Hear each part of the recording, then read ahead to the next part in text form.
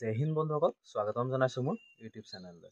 তো বন্ধুসকল, আপোনালোকৰ UBSI আৰু ABSI ৰিটেন টেষ্ট হৈ গ'ল। অলপ দিনৰ পিছতে আপোনালোকৰ ৰিজাল্ট দিব, তাৰ পাছতে ফিজিকেল টেষ্ট অনুষ্ঠিত কৰা হ'ব।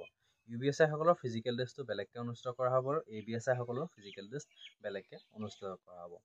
তো আজি মই কৈ দিম আপোনালোকক ABSI সকলৰ ফিজিকেল টেষ্টটো কেনেদৰে অনুষ্ঠিত কৰা হয়, মানে আপোনালোকৰ যোনসকল কামাণ্ডোৰ SI আছে, কামাণ্ডোৰ SI সকলৰ ফিজিকেল টেষ্টটো কেনেদৰে অনুষ্ঠিত কৰা হয়, কি ইভেণ্ট আছে, কিমান টাইমত ৰানিং কৰিব লাগিব বা কিমান লং জাম্প মাৰিব লাগিব, মই সকলোখিনি কথা আপোনালোকক ভিডিঅ'টোত ভালদৰে বুজাই দিম।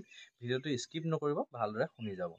তো প্ৰথম মই এটা কথা কৈ দিছোঁ আপোনালোকক, যোনসকল কামাণ্ডোৰ SI আছে তেওঁলোকৰ ফিজিকেল টেষ্টটো কনষ্টেবল কামাণ্ডোৰ ফিজিকেল টেষ্ট যেনেদৰে অনুষ্ঠিত কৰা হয় তেনেদৰে আপোনালোকৰ ফিজিকেল টেষ্ট অনুষ্ঠিত কৰা হ'ব। প্ৰথম আপোনালোকৰ আহিব 4.8 কিলোমিটাৰ ৰানিং। 4.8 কিলোমিটাৰ ৰানিং আপোনালোকে 20 মিনিটত কমপ্লিট কৰিব লাগিব। 20 মিনিটত যিসকলে 4.8 কিলোমিটাৰ ৰানিং কমপ্লিট কৰিব তেওঁলোকক লং জাম্প মাৰিবলৈ লৈ যোৱা হ'ব। লং জাম্প আপোনালোকৰ 17.5 ফুট এক্সিলেণ্ট। 17.5 ফুট যদি মাৰিব পাৰে তেতিয়াহ'লে আপোনালোকে এক্সিলেণ্ট মাৰ্ক পাব, মানে 20 মাৰ্কছ পাব। তাৰ পাছতে আপোনালোকৰ আহিব চিন আপ। লং জাম্প মৰাৰ পাছতে আপোনালোকক লৈ অহা হ'ব চিন আপ বাৰলৈ। চিন আপ আপোনালোকে 14 চাত মাৰিব লাগিব, মানে 14 চাত আপোনালোকৰ এক্সিলেণ্ট। তাতকৈ কম মাৰিলেও হ'ব, কিন্তু এক্সিলেণ্ট মাৰ্ক মানে 20 মাৰ্কছ পাবলৈ হ'লে আপোনালোকে 14 চাত মাৰিব লাগিব। তাৰ পাছতে আহিব আপোনালোকৰ 100 মিটাৰ ৰানিং। এতিয়া 100 মিটাৰ ৰানিংটো কি হ'ব আপোনালোকৰ, যদি আপোনালোকৰ 4.8 কিলোমিটাৰ ৰানিঙৰ ট্ৰেকতে, যোনটো ৰানিঙৰ ট্ৰেক থাকিব, সেই ট্ৰেকতে যদি 100 মিটাৰটো আপোনালোকক মৰাই তেতিয়াহ'লে আপোনালোকে ৰখি থাকিব লাগিব। যদিহে আপোনালোকৰ 100 মিটাৰ ট্ৰেক বেলেগকৈ বনোৱা থাকে তেতিয়াহ'লে আপোনালোকৰ চিন আপ মৰাৰ পাছতে 100 মিটাৰ মাৰিবলৈ লৈ যাব। যদিহে নাথাকে বেলেগকৈ ট্ৰেক বনোৱা তেতিয়াহ'লে আপোনালোকে দিনটোত যিমানখিনি কেণ্ডিডেটৰ ইণ্টাৰভিউ হ'ব সকলোৱে যেতিয়ালৈকে শেষ হৈ নাযায়, মানে 4.8 কিলোমিটাৰ ৰানিং, লং জাম্প আৰু চিন আপ, যেতিয়ালৈকে এই তিনিটা ইভেণ্ট শেষ হৈ নাযায় তেতিয়ালৈকে আপোনালোক ৰখি থাকিব লাগিব।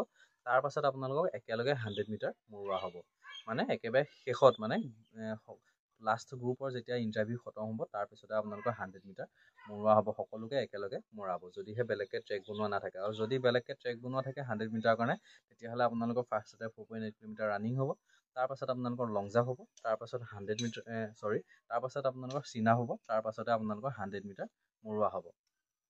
তাৰপৰা এই 4টা ইভেণ্টে আপোনালোকৰ থাকিব। এই 4টা ইভেণ্ট যেতিয়া আপোনালোকৰ কমপ্লিট হৈ যাব তাৰপাছত আপোনালোকৰ ডকুমেণ্টছ ভেৰিফিকেশ্যন হ'ব পাৰে বা মেডিকেলো হ'ব পাৰে। কি হয়, মেডিকেল কিছুমান আগত হয়, ৰানিং ফিজিকেলৰ আগত কিছুমান মেডিকেল হয়, বা কেতিয়াবা ফিজিকেল হোৱাৰ পাছত মেডিকেল হয়, কিন্তু ডকুমেণ্টছ ভেৰিফিকেশ্যনটো আপোনালোকৰ লাষ্টত হ'ব। তো মেডিকেলৰ ওপৰত ভিডিঅ' লাগে বুলি কৈ আছিলে, মই মেডিকেলৰ ওপৰত ভিডিঅ' বেলেগকৈ বনাই দিম, কি চোৱা হয়, কেনেদৰে চোৱা হয়।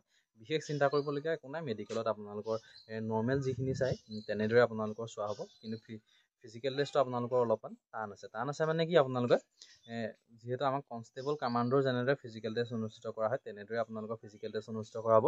পাৰ্থক্য মাত্ৰ এটাই আছে, কাট অফৰ ওপৰত পাৰ্থক্যটো আছে। কাট অফটো আপোনালোকৰ মানে কি হয়, যেনেদৰে আপোনালোকৰ গম পায়, বিশেষ ক'বলগীয়া আপোনালোকক ইমান একো নাই, কিন্তু আপোনালোকে যদি ৰানিংটো যদি ফিজিকেল পাছ কৰে তেতিয়াহ'লে আপোনালোকে নিশ্চিন্ত মনে থাকিব পাৰিব, মানে সাইকেমেট্ৰিক টেষ্টলৈ নাম আহিব নিশ্চিন্ত মনে, আপোনালোকে কোনো চিন্তা কৰিব নালাগে, যদিহে আপোনালোকে ফিজিকেলটো পাছ কৰিব পাৰে। ফিজিকেল মানে কি, লং জাম্প পাছ কৰিব আপোনালোকে, 100 মিটাৰ আপোনালোকে মাৰিব পাৰিবই, তাৰপাছত আপোনালোকৰ চিন আপটো আপোনালোকে মাৰিব পাৰিবই। হয়তো নাম্বাৰ কম বেছি কিছুমানে পাব পাৰে, কিন্তু পাছ কৰাটো আপোনালোকে সকলো কৰিব। কিন্তু এতিয়া মেইন আহিলে ৰানিংটো আপোনালোকে পাছ কৰিব লাগিব, মানে 20 মিনিটত আপোনালোকে 4.8 কিলোমিটাৰ ৰানিংটো কমপ্লিট কৰিব লাগিব। যেনে তেনে যদি আপোনালোকে 20 মিনিটত কমপ্লিট কৰিব পাৰে তেনেহ'লে আপোনালোকে ধুনীয়াকৈ নাম অহাৰ, সাইকোমেট্ৰিক টেষ্টলৈ নাম অহাৰ চান্স বহুত বেছি আছে, আপোনালোকে যদি 4.8 কিলোমিটাৰ ৰানিংটো 20 মিনিটত কমপ্লিট কৰিব পাৰে। মেইন এতিয়া আপোনালোকে 4.8 কিলোমিটাৰ ৰানিঙৰ ওপৰতে ফ'কাছ দিব লাগিব, গতিকে ফিজিকেলটো আপোনালোকে কৰি থাকক, মানে আপোনালোকৰ অতি সোনকালে ফিজিকেল টেষ্ট অনুষ্ঠিত কৰা হ'ব। এতিয়াৰ পৰা আপোনালোকে ফিজিকেলৰ কাৰণে প্ৰিপেৰেশ্যন চলাই থাকক, ৰখি নাথাকিব আপোনালোকে।